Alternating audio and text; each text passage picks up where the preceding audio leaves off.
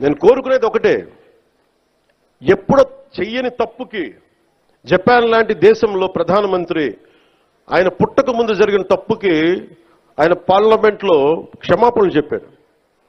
మనం నేర్చుకోవాల్సింది వాళ్ళు చేయకపోయినా 3 తరాల ముందు తప్పు చేసినా క్షమాపణలు చెప్పారు.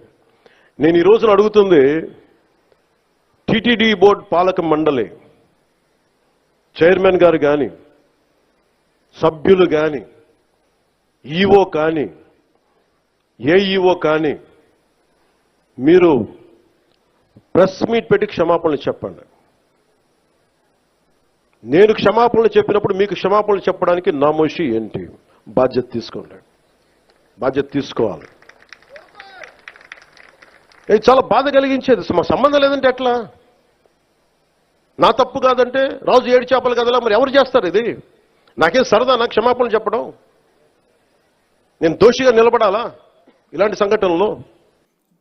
క్షమాపణ చెప్తే చెప్పడంలో తప్పులేదు. చెప్పినంత మాత్రాన చనిపోయిన వాళ్ళు బతికి రారు కదా.